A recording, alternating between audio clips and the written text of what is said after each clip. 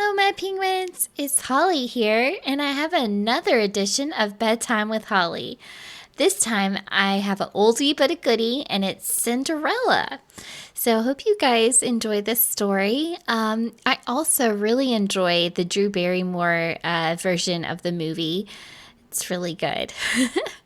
Anyway, so get snuggled up in your bed and close your eyes and get ready for story time. It's a great way to relax after a stressful day. So I hope you guys will enjoy. Here we go. Turn a little music on. All right. I hope you guys have a relaxing time as you listen to Cinderella. Once upon a time, a rich merchant lived with his daughter. He loved the girl for her beautiful face and her sweet heart, but after his wife died, he decided to marry a second time, and his new wife was selfish and cruel. She had 2 daughters of her own who were just like her. The stepmother forced her stepdaughter to wash the pots and pans, scrub the floor, and tend the fire. The poor girl did not even have a bed of her own, but lay by the hearth every night and rose in the morning covered with cinders. And so her stepsister called her Cinderella.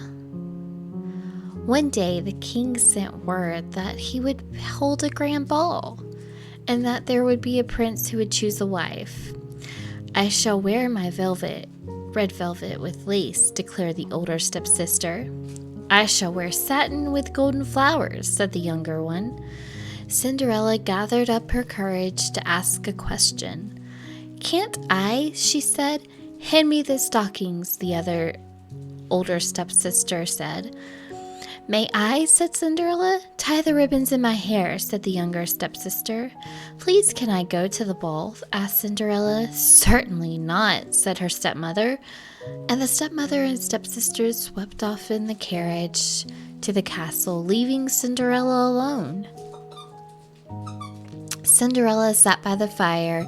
A gentle voice asked, "Why are you crying?" Cinderella jumped up. There in the kitchen stood a woman with the kindest face she had ever seen. "Don't worry, my dear," said the woman. "I'm your fairy godmother, and I'll send you to the ball." "But godmother," said Cinderella, "I have no carriage, or horses, or even a gown to wear." "Never fear," said her godmother, "and bring me a pumpkin from the garden." Bewildered, Cinderella picked a plump orange pumpkin. The godmother touched the pumpkin with the magic of her wand, and it turned into an elegant coach. The magic turned 6 mice into 6 prancing horses, and 2 lizards into 2 proud footmen, and a rat into a plump coachman. When the wand brushed Cinderella's rags, she was dressed in pale blue velvet and silver satin, and on her feet were a pair of glass slippers, delicate as icicles. "You are dressed like a queen," said her godmother. "Behave like one as well. Be kind and courteous to all you meet, and leave the ball before midnight, or everything that my spells have created will vanish." Cinderella promised to come home by midnight and rode off to the ball. When Cinderella walked into the ballroom, the fiddlers paused on their strings, the dancers craned their necks to see her, and the prince bowed low and asked her to dance. Whispers raced through the crowd. She must be a princess from a foreign land. How gracefully she dances! What a sweet smile! Why, the prince can't seem to take his eyes off her. But Cinderella remembered her godmother's words. Before midnight, she curtsied to the prince and hurried out the door. Just as Cinderella's coach rolled up the front door of her house, the church clock struck 12 times. Cinderella found herself in rags once more, sitting on a pumpkin with mice and lizards and a big rat at her feet. The next night, the king held another ball. Cinderella's godmother sent her in a gown of white silk sparkling with diamonds and the same glass slippers. The prince danced with no one else. "But please," he begged, "won't you tell me your name?" Cinderella hesitated, and the clock struck the first stroke of midnight. Cinderella slipped from the prince's arms and ran toward the door. "Wait!" he cried, running after her, but when he looked outside, the beautiful princess was nowhere to be found. He could see nothing but a shabby little servant girl with a pumpkin in her arms. On the steps was one of her glass slippers. When Cinderella's stepsisters arrived home, they were full of stories about the mysterious princess. "The prince swears he'll bring that slipper to every home in the kingdom," explained the young stepsister, "and he'll marry the woman whose foot it fits into it." "Well," said the elder one, "that woman will be me." "No," said the younger, "me." The next day the prince arrived. A servant followed him carrying the glass slipper. The elder stepsister sat on a stool. She shoved and pushed until she cried, but she could not get her foot into the shoe. The younger stepsister tried next. She wiggled and twisted until she sobbed, but her foot did not fit either. Then the prince heard a quiet voice asking, "May I try too?"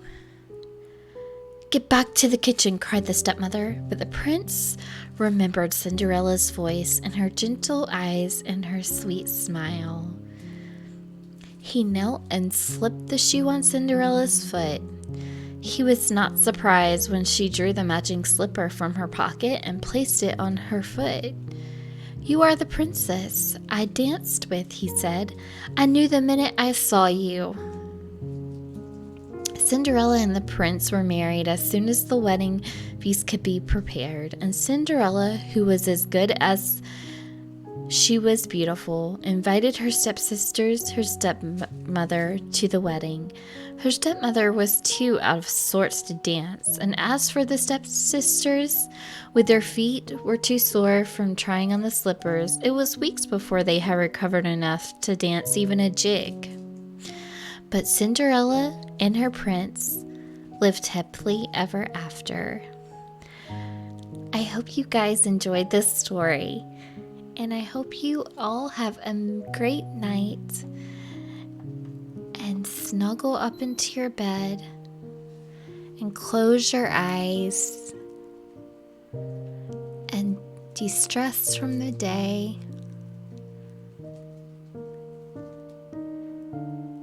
Just relax and think happy thoughts. I hope this story was able to put a smile on your face as you think about all happy thoughts and dream sweet dreams. And I'll see you guys next time with Bedtime with Holly. I hope you have a good night. Sweet dreams, my penguins. I love you all, and I'll see you next time. Sweet dreams.